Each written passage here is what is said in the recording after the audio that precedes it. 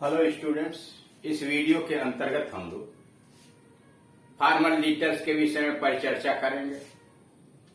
Formal letter यानी औपचारिक पत्र वह होता है जिसके अंतर्गत पत्र लिखने वाला समाचार पत्र के संपादकों को, सरकारी अधिकारियों को, विभिन्न विभागों के हेड्स को पत्र लिखता है।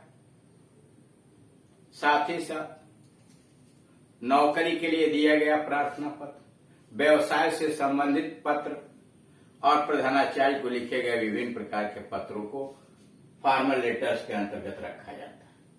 यहाँ पर समाचार पत्र के संपादकों को लिखे गए पत्र के विषय में परिचर्चा हो रही है, जिसमें 7वें नंबर पर है ऑन टीचर्स डे, शिक्षक दिवस के दिन पर you read in A newspaper, आपने एक समाचार पत्र के अंतर्गत पढ़ा that privately owned and managed school कि व्यक्तिगत रूप से मालिक और व्यवस्थित किए गए विद्यालय यानी private school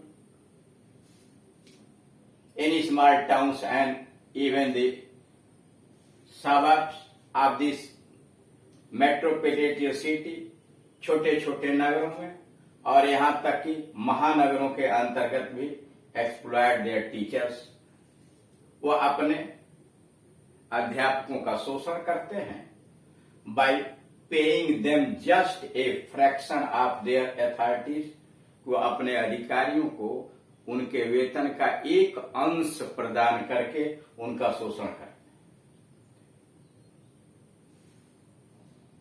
This affects their performance in the classroom, और यह बात कम वेतन उनको प्रदान करना कक्षा में उनके विद्यार्थियों के पढ़ाने के गुणवत्ता पर प्रभाव डालता है। एंड दस the lives of their students, और इस प्रकार से विद्यार्थियों का जीवन को प्रभावित करता है।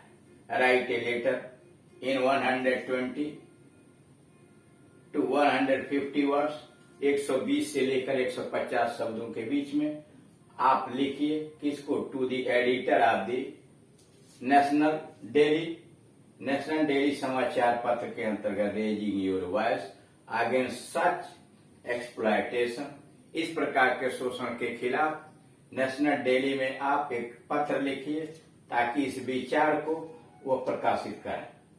Suggest ways to solve this problem, इस समस्या का हल करने के लिए आप तरीका भी बताइए।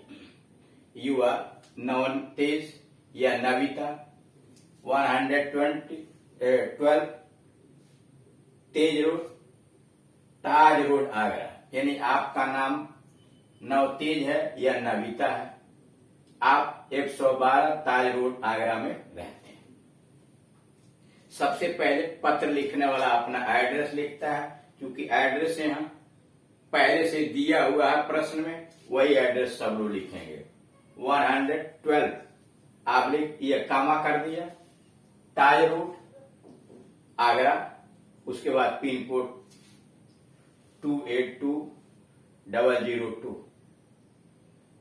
ठीक एड्रेस लिखने के बाद नीचे उसके तिथि लिखा जाता है, डेट लिखा जाता है 10th में 2022। उसके बाद जिसको पत्र लिखना है, जैसे यहाँ पत्र एडिटर को लिखना है तो दी editor, the times of India, times of India के एडिटर, न्यू दिल्ली। सब्जेक्ट बना देंगे, यानी जिस विषय पर आप लिखते हैं उसमें एक दो शब्दों में उस बात को लिखते हैं। दी एक्सप्लॉयटेशन ऑफ टीचर्स, अध्यापकों का शोषण। उसके बाद sir kindly publish my views, कृपया आप मेरे दृष्टिकोण को प्रकाशित कीजिए। Related to the above topic, जो उपरोक्त विषय से संबंधित है, in the columns of your esteemed newspaper, मतलब आपसे निवेदन है कि आप मेरे दृष्टिकोण को जो कि उपरोक्त विषय से संबंधित है अपने प्रसिद्ध समाचार के कॉलम के अंतर्गत प्रकाशित कीजिए। It has been rightly reported यह बहुत सही तरीके से रिपोर्ट किया गया, सूचित किया गया है।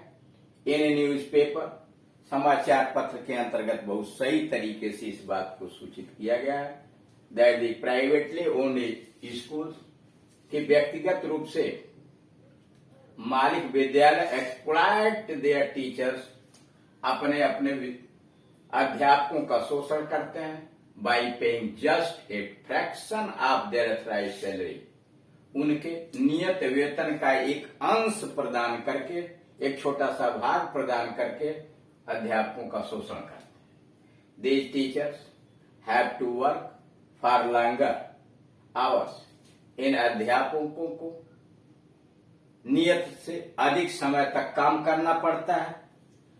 अनलेस सैलरी, कम वेतन पर उन्हें अधिक समय तक काम करना पड़ता है। This affect the quality of their teaching, और यह बात उनके पढ़ाने के गुणवत्ता पर प्रभाव डालती है।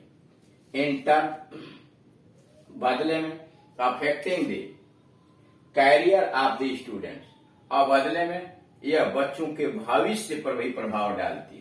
कोई और बातें हैं तो बीच में अपनी तरफ से डाल देंगे। This is exploitation of student, अब बीच में डालने का मतलब यह है कि the authorities of the school, जैसे मान लीजिए इसमें बढ़ाना हो, the authorities of the school take much money at the name of the fees and donation, विद्यालय बच्चों से फीस के नाम पर और डोनेशन के नाम पर अधिक रुपया, but the school does not pay to the teachers any allowance, कोई अलाउंस भी नहीं देता है, एंड अदर फैसिलिटीज, कोई दूसरी सुविधा भी नहीं देता। नॉट ओनली दिस, न केवल यही, but they select new teachers again and again only to minimize their salary, उनके वेतन को कम करने के लिए बार बार वह अध्यापक का नया चुनाव करते हैं। This affects, this is exploitation of the students as well as their teachers, यह बच्चों का शोषण है, विद्यार्थियों का शोषण है और उनके अध्यापकों का भी शोषण है। इट इज इम्पॉर्टेंट दैट, यह महत्वपूर्ण है कि laws regarding employment of teachers be made more stringent, कह रहा है कि it is important that laws regarding employment, रोजगार से संबंधित कानून और सख्त ऑफ टीचर्स, यानी अध्यापकों के रोजगार से संबंधित कानून को और सख्त बनाया जाना चाहिए। B made more stringent. Also instead of having a check done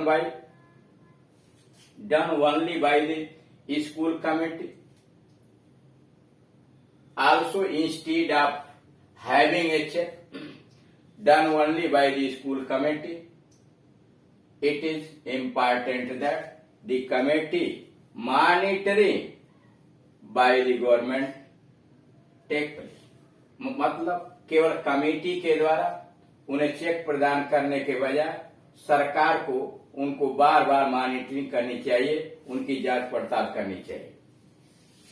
only then both the students and teachers will get respect, और तभी केवल विद्यार्थी और अध्यापकों को न्याय प्राप्त होगा।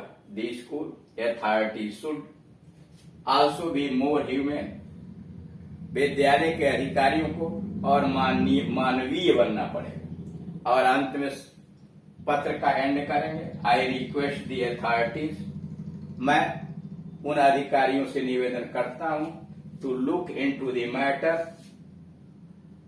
एट द अर्लीस्ट, कि शीघ्रातिशीघ्र इस मामले पर जांच पड़ताल करें and take the necessary steps, और आवश्यक कदम उठाए जाए, so that our future generation do not suffer, ताकि हमारा भविष्य की पीढ़ी इससे पीड़ित न हो, इससे कष्ट न सहे। नीचे लिख दिया योर्स ट्रूली, आपका सच्चा, उसके नीचे नवतेज लिखेंगे, लड़कियां नविता लिखेंगे। तो इस तरह से आपने देखा कि विद्यालयों के माध्यम से अध्यापकों का किस प्रकार से शोषण किया जाता है उसके विषय में, समाचार पत्र के संपादक को पत्र किस प्रकार से लिखते हैं, उसकी क्या विशेषताएं होती हैं। Thank you.